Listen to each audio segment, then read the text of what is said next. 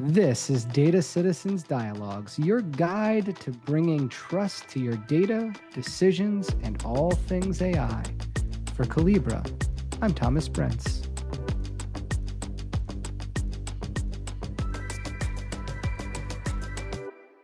All right, fun episode alert. If you didn't know already, this is Data Citizens Dialogues, and I am Thomas Brents, Vice President here at Calibra. I just crossed over my year mark with the team, but I'm certainly not new to this space. I've been working to help data governance leaders tell their story for well over a decade at this point. And I first encountered this next guest, it's got to be 6 or 7 years ago at this point. You guys, I'm sure you know her and you love her. Let's listen in to my conversation with the data governance coach.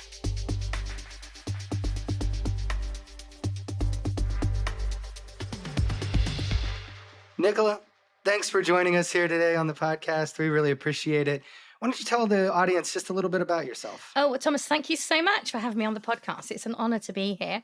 So, as you said, my name is Nicola Askham. I'm known as the data governance coach, and I help organizations understand and manage their data better. I am really lucky, as well as doing coaching and consulting for my clients. I run lots of training courses because I always feel it's really important to give people the skills to make sure that data is used properly to solve problems and make better informed decisions would be great. So yeah, I'm very lucky. I love my job. Well, you say you're lucky. We're lucky to have you. Greatly appreciate you and your time. I can only imagine the amount of data challenges, issues that you've helped organizations through. One that's top of mind to me recently is all around data sharing. And by that, I mean helping Team A get information from Team B so that they can make some great decisions, move forward, drive business value for their organization. Can you tell me a little bit about how you define data sharing and why it's important to, your customers, the people that you work with? Yeah, I think that is such a great question, Thomas, because I think often when people hear the words data sharing, they go, well, that's nothing to do with data governance because it's us sending data out to, a supplier or a customer or another party. And they're not thinking about the fact that data sharing is going on inside their organization every day, all day probably. So from my point of view, I tend to think it's all about sharing and making data available to others. And I think you could kind of expand that and say both inside and outside your organization. But I think the internal is what gets overlooked, and people really forget that because if you're not thinking about that as a proper activity that's got a label, it's got a name called data sharing, then you've got all sorts of duplication of effort with people. I'm sure you've come across similar where, the same multiple teams are cleansing and fixing the same source data that they've had an extract from and not cleansing it exactly the same way, coming to different answers. And then we have all sorts of wasted time and debate over things. And we get these multiple versions of the truth or even terrible mistakes happening. So I think actually having an understanding that what you're doing when I say, yes, sure, Thomas, you can have that data is actually data sharing, and we need to just not make it hugely onerous. We don't want to stop people doing it. As you know, that's not the whole point of data governance, but make people think about what they're doing and follow a simple process to make sure they're doing it right. Yeah, I absolutely agree. As a dad, right? Every best practice you have in life starts at home first, right? It starts with being able to share across your own teams, making sure that marketing can get information from finance and they can rely on it, right? Because you've already put those governance practices into place, right? But every journey has challenges, doesn't it? Right? Challenges, Definitely. roadblocks in order to get to success. Why don't we talk about a few of those challenges that you've seen with some of the clients that you work with? You made me think of one, actually, just as you were saying that about finance and marketing. But I was actually thinking of a client I worked with many years ago, where, if you don't have this common language, people don't know what you mean. They think they do, but you mean different things because we don't have a data glossary or a data catalog that has the agreed understanding. And I was working with one organization, and the head of the actuarial team came and said, right, you're helping us do data governance here, aren't you? And I said, yes. And he said, will you go and beat up finance for me? And I said, why have I got beat up finance? And he said, they're giving me this data and it's wrong. And I said, okay. And in what way is it wrong? Well, it's calculated on the wrong basis. It can be calculated in two different ways, and this is the wrong one. And I went, okay, and you're telling me because, and he went, oh, so you can go and beat up finance. And I went, have you tried telling them the basis that you want it on? And he went, well, they should know. And he got really grumpy.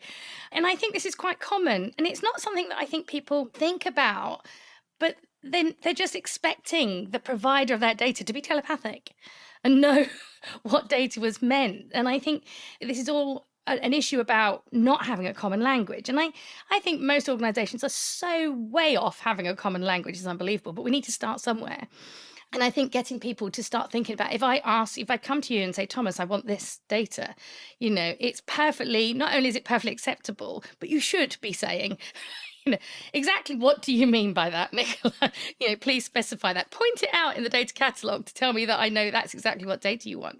And it's not just that. I think quite often people get the wrong data because they don't know the right data is even available. So they'll settle for something that's substandard.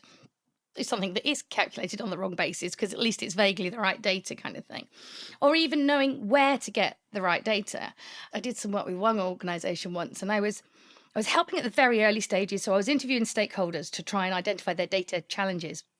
And I said to some lady, I can't remember what the question was, but I just remember vividly her sitting there going, see, the trouble is what you have to do is decide it's speed over quality or accuracy. And I said, what do you mean? And she goes, well, it depends on who I ask. There's 3 teams and they vary in degree of the speed at which I can access the data to the accuracy. But if I want it accurate, I have to wait 2 weeks. But if I want it really quickly, I can get it tomorrow. And there's a halfway house option as well. And, this is crazy. We need people to be thinking about, when I'm asking for data or getting data from you, is it the right data? Is it good enough quality or, fit for the purpose I want to use it for? And then you have all sorts of other challenges that are probably less data governance, but, I'm biased. I think putting a good data governance framework in protects you against lots of things.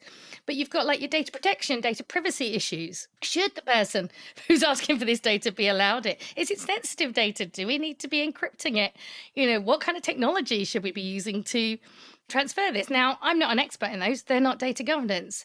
But I think this is where data governance can provide that framework for you to tick off and make sure you've asked the right people the right questions before you can do anything. Yeah, it becomes foundational, right, to everything that you do. And I think most importantly, and some of the examples that you provided to us, right, about people just talking to one another, having a common set of language, knowing which teams are going to give you the right information or the accurate information, right? It all kind of points to a data culture, right? Let's talk about why building or establishing or just cultivating, right? Keeping the data culture itself going. Why is that foundational to data sharing? Well, I think it's even getting people to understand in the first place that what they're doing is sharing data. I think until you've started down that data culture, data literacy road, a lot of the vast number of employees of your organization probably don't even think that data is part of their job.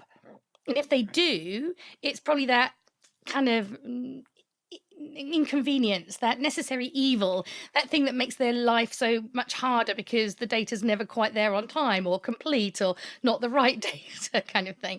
So I think having this culture approach really helps people to start understanding that data is an asset, and it doesn't matter whether your organization works in, say, financial services where data is the only asset. I mean, we don't all have a bank account that's a separate safe with our little pile of money in it.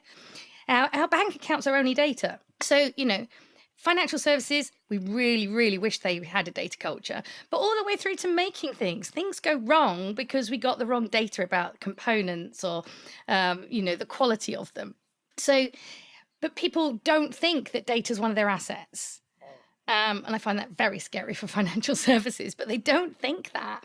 So this data culture starts people understanding that data is an asset and we need to manage it the same way we do our other assets. And I think one of my favorite analogies when I'm talking about that is, say, most organizations have a building of some kind, whether it's an office or a shop or a factory or a warehouse.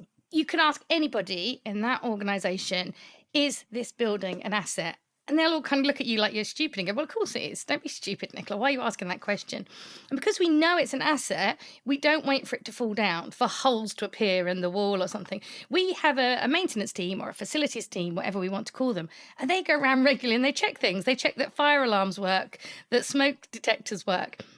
We don't wait for ceiling tiles to fall on people's heads, but that's kind of what we do with data until we've got this data culture. And I think, until we've got some kind of data culture and understanding that data is an asset, I kind of would even go as far as saying that data sharing is downright dangerous because nobody's thinking about what they're sharing. Yeah, I don't disagree. And we make it sound so damn easy, don't we? Right? Like it's just, hey, start having a different culture, getting people talking about data, right? Just doing, what are some of the easy things, the tactical ways that, in particular, data governance leaders can get you going in the right foot? What are some of the frameworks or just, the Mm, instant first steps that mm. would pay dividends here? Well, I think the instant first step is to train everybody in your whole organization, but we know that's not instant. So we've got to try and find ways of how do we get that message out there. And I think I've been very successful in working with like senior stakeholders to ask questions, scare them, make them realize that if somebody gives them a report, it doesn't mean that it's correct. And I think a lot of senior people just say, Thomas, is this the report right? And if you're a junior person to them, you're going to be crossing your fingers behind your back going, yes, that's fine. Of course. I want to kind of give them some examples of what maybe has gone wrong, where data hasn't been right, make them realize that unless we've got data governance in place to give them that comfort, that it might not be right. So I want them to start asking questions. So the next time somebody says, here's the data you asked for, they say, how do I know this data is good enough? So ask the right questions. Ask, you know, is it documented anywhere? Do we do we know how's the quality of this been measured? So I like to kind of and they're a small number of people, so I can train them, brief them very quickly in Yep. like a half-hour training session to scare them, then give them the right questions to answer. And then that gives us just the senior people are asking the right questions to start getting Yep. other people to go, oh, if they're asking that question, I need to be ready to answer it. I feel like you got a story in there. I feel like this has come up a time or two. Once or Tell twice. me a little, yeah, tell me a little bit about an example. One of those, junior folks that goes to the senior exec and says, this is accurate, but it becomes the impetus for the entire, data culture, data sharing, data governance movement. Well, the one thing I always comes to mind when people ask me that. I can't tell you who, I can't even tell you That's what okay. sector in case you could work out who. But it turned out to be the whole trigger for data governance was that a board was given a report on the profitability of various departments, divisions in their business. They were looking at which were profit making and which were loss making. And one of them just jumped off the page, clearly loss making. So they made a very serious decision to close that part of the business down.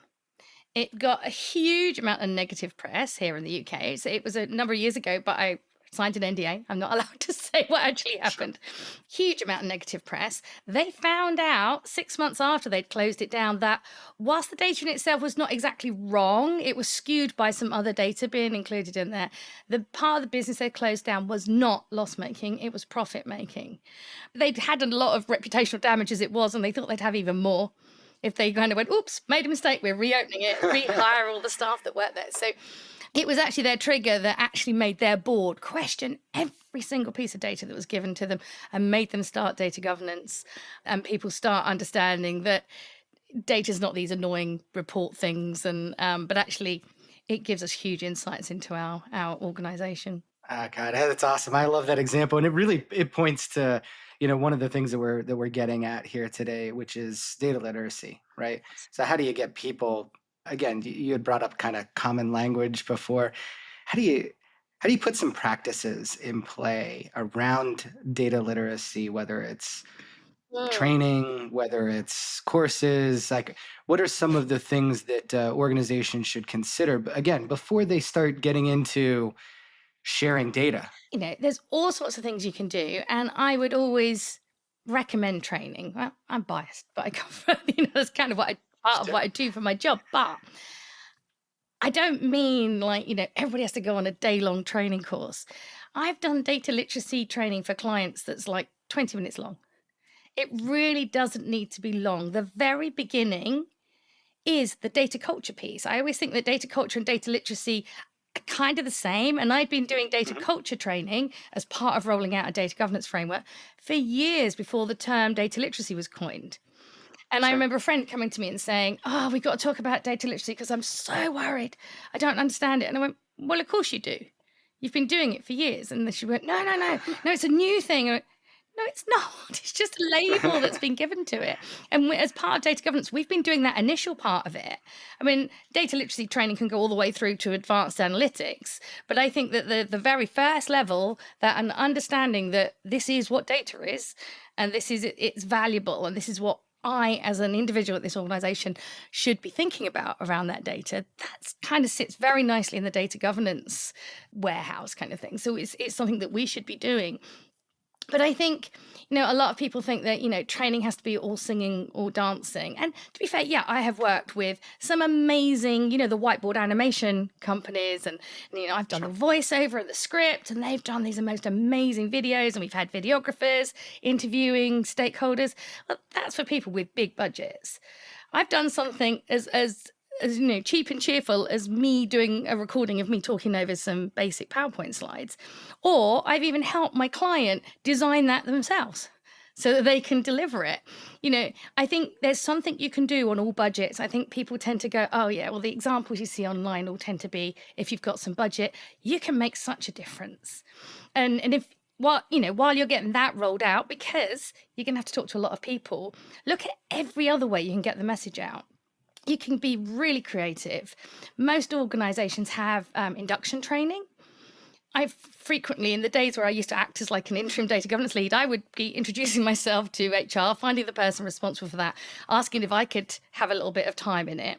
If it was live, that took some negotiation, but quite often it's a booklet or, a guide that's given to people. Well, if you're saying, I want to do this and I'll provide the input, very few people say no. And you can do something really simple. I used to like doing things like data quality principles, because if you call it data governance, people go, ooh, that sounds awful.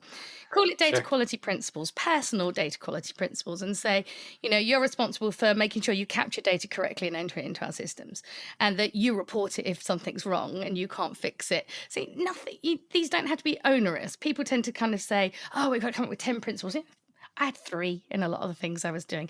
Nothing, we just want to start dripping this in. And if somebody else is doing perhaps a new system's being implemented and somebody's doing some training for that, asking if you can write a little bit to go in that about what the importance of putting the data in accurately. And then the other thing I would do is, if you're having any new systems implemented in your organization, I would talk to the people who are doing the training. Every new system implementation will have some training, and say to them, can we put a little bit in there about the importance of putting data in correctly and who to Mm. contact, what to do. So it's all about getting that message dripped out there. Because even if you've got the most amazing budget to have the all singing, all dancing training, that's only 20 minutes in somebody's life. You've still got to do all the other stuff.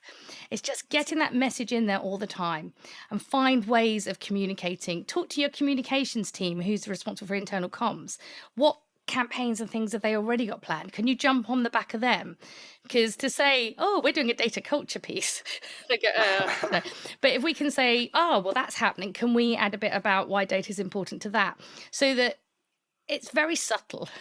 So we don't have to do a big, this is data and it's important campaign, although it'd be lovely if we could. But we just need to, even if we get to do that, reinforce it with that little message everywhere that we can get it. No, I love that. And we talked about some of the best practices around building a data culture and engaging with some of the business departments, right, to get them going in the right direction. But it's all change management, right? It's you're doing it one way. We need you to start thinking about it a little differently, right? That Absolutely. all kind of plays into it. But how do you get the stakeholders involved, right? Like, because if you're going to change something, right, a stakeholder has to be standing shoulder to shoulder with you to actually enact that change and get people thinking like, okay, great, the boss is on board. So how do we get stakeholders involved in this whole data culture, data sharing movement? By some sheer fluke, this is exactly the topic of conversation with the coaching call I had with a client yesterday, Nice. where she's got some people that have done data governance in a team, another organization, and they feel like it's all about going and telling people what they mustn't do with data. And they're not getting a very good reception. As you say, it's all about change management. This is not about going around waving a stick at everybody saying, don't do it like this.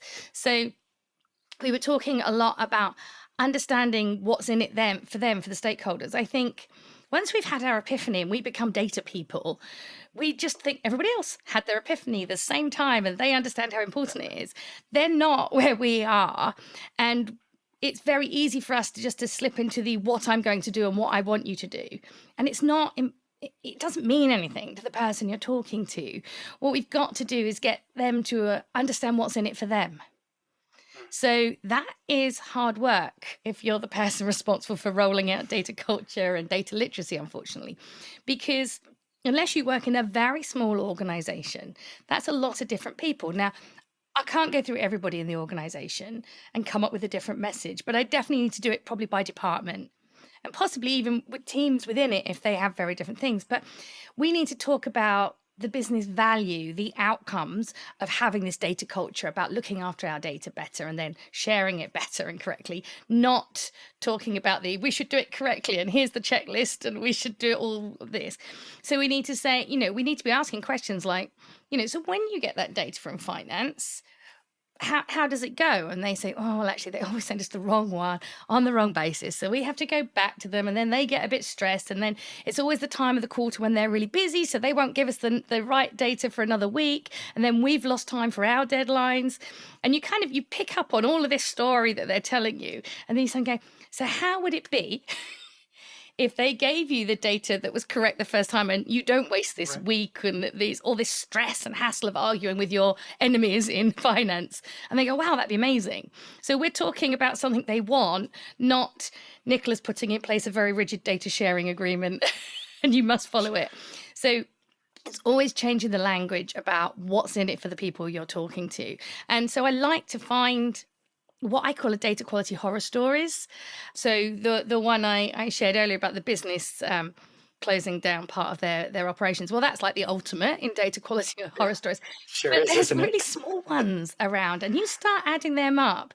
You go and find out, how much time does your team waste on finding the data, cleansing it, fixing it because it comes wrong before you can use it, or you have to get it from 3 different sources and one's always late or something. So you start having those horror stories and you start saying, well, these are what I can solve.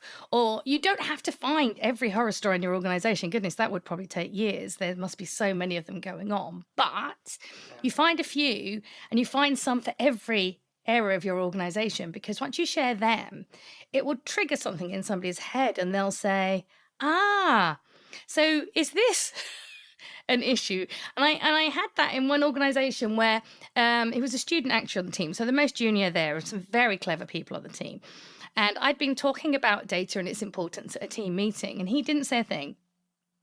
He turned up at my desk afterwards and said, you know what you were talking about, that thing? And I said, yeah. And he said, does this count as like a data issue? And he started telling me about a particular circumstance. And I said, well, yes, it was. Why didn't you say earlier when I asked if there were any examples? And he went, well, I've only been on the team 6 months and, the others are really senior and clever. And I didn't want to look stupid. And I went, but it is. And you're going to solve a lot of problems if we can get it solved. And we did get it solved. So we can't talk about we must do data culture, we must do data literacy, and we must do data sharing properly, because we're just there standing on our high horse and our ivory tower preaching again. And it doesn't help anybody. We need to make it real. What will this solve for them? What will it save in terms of time and effort, mistakes, rework, upsetting customers, getting customer complaints, all those kind of things? Yeah, no, that makes a lot of sense, right? I think anytime you're dealing with something that has a change management aspect to it, right? Being able to kind of drill it back to what was it like before? What was it like now? Right. And sometimes that stuff is binary, right? Like, could you get the report before? No. Can I get it now? Yes. Some of it is being able to solve for the horror stories like, well, X, Y, and Z will never happen again. What are some of the, kind of the proof points, the KPIs that all the way up to the highest stakeholders, right? Mhm. What are some of the things that at the top they really care about? Because sometimes it's, well, you've made my team's life better, but what are some of the real big measurables that people can start to drill to beyond the adoption numbers or the culture? Like, I got 500 more people involved with data that weren't in it before. Yeah, I know what you mean because I was talking to somebody recently who was telling me that they are monitoring their data catalog to see how many times it's looked at and by total number of users. And in some ways I was going, well, that's really cool. That's great that you can do that. And then the other part of me was being devil's advocate, going, well, so what? what Right. what what is it solving as a result? And I think it is so hard when it comes to KPIs because we save money in so many different ways by solving these problems, by having this data culture and literacy, and particularly around the data sharing. So, in some ways, you could say, yeah, the number of times we look at the data catalog could be an indication that we're now sharing the right data, that perhaps we've understood the quality of it, kind of thing. So, but I think sometimes it's has to be a bit more qualitative rather than quantitative. Or if it is quantitative, it's not one KPI that we can measure time and time again.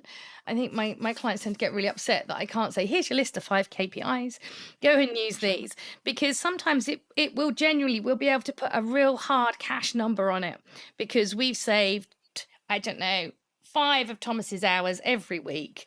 We work out how much you earn, and then we can round that up and go, we're saving this per month because Thomas doesn't have to waste that 5 hours every week now. And that's really cool when we can do that. It makes such a difference because senior stakeholders love numbers that tell us that we've reduced costs and inefficiencies. We can do the same with time savings and things.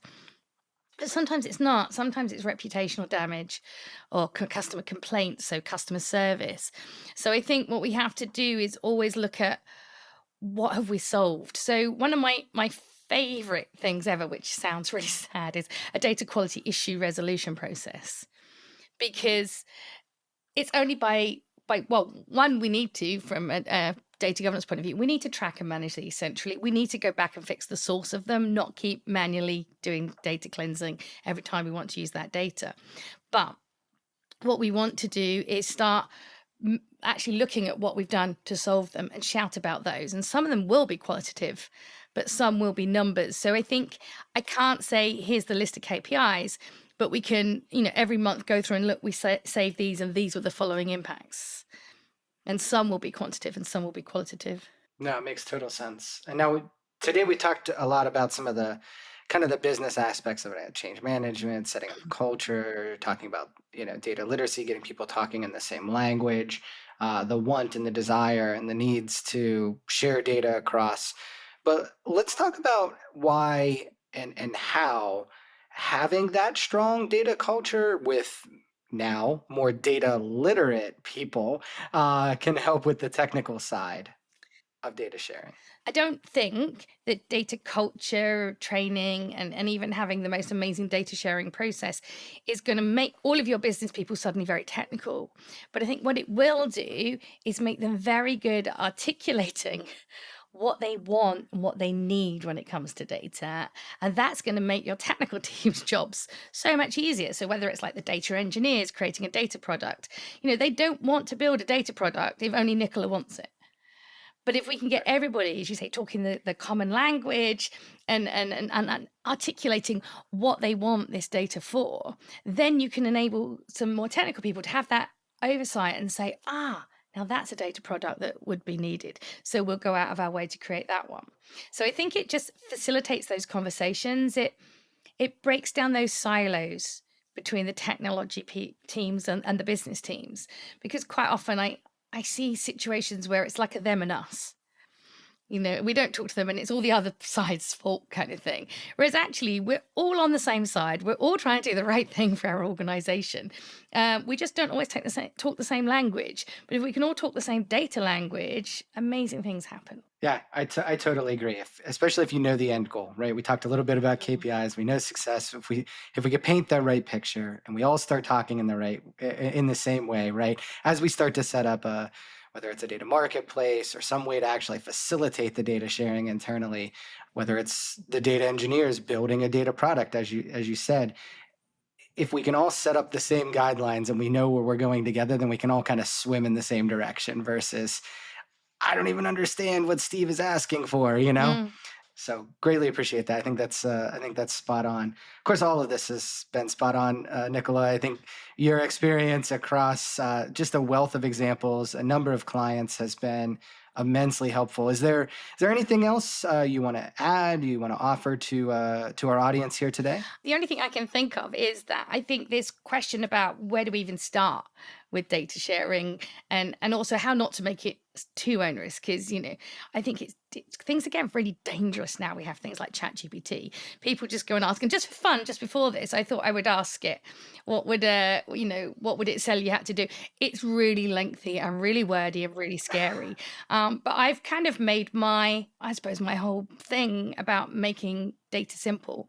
So I do actually have a checklist on my website for a simple data sharing checklist, for particularly designed for internal, not necessarily sharing outside your organization. You might want to be a little bit more onerous for that, but that's available freely on my website. Oh, that's awesome. I love that that's available, and we'll make it available here Thank you. to our audience as well. Hugely appreciate you coming on here, Nicola, telling our audience, again, so many tactical examples, great pragmatic experiences, things that they can leverage in their everyday life and start to change the way their organizations think about data so they can share it across teams. Greatly appreciate you. And thanks for being on. Oh, well, thank you for inviting me. All right, always fun to get to talk to Nicola. Her tales from the road are just so much fun. She's worked with like every big name out there. And what I appreciate most from her is her dedication to pragmatic advice. And so, in that spirit, my big three takeaways are, and up first, having a common language is the foundation of successful data sharing. In order to get the data you need, you have to be able to talk the same talk as your peer. Sometimes we think of data sharing as like an external thing, as in, I'm going to share this information with, say, a partner. But really, data sharing kind of starts at home. It's all about someone in marketing needing end of the quarter sales data.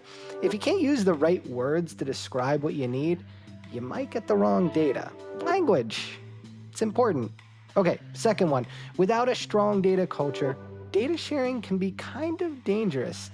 You see, successful data sharing occurs when there's a strong data literate culture where people understand the value of data and where they treat it like they do their other assets. Lastly, data literacy breaks down silos between the technology team and the data team. I've seen this so many times. Getting everyone on the same page makes them all feel like they're on the same team. They start to talk about problems in a similar way. And if we can discuss our issues more freely, we get to solutions faster. That's it. That's all I have today, folks. I hope you've enjoyed my conversation with Nicola as much as I did. And as always, for Calibra, this is Data Citizens Dialogues, and I'm Thomas Brents. Thanks for listening. Want even more insight into managing your data? Visit calibra.com/podcast for additional resources on the topics covered in our show. Be sure to follow us on Apple, Spotify, or wherever you get your podcasts so you never miss an episode. Enjoy what we have to share? How about a 5-star review? At Calibra, we absolutely appreciate your support. Data Citizens Dialogues is a production of Calibra in collaboration with Stories Bureau.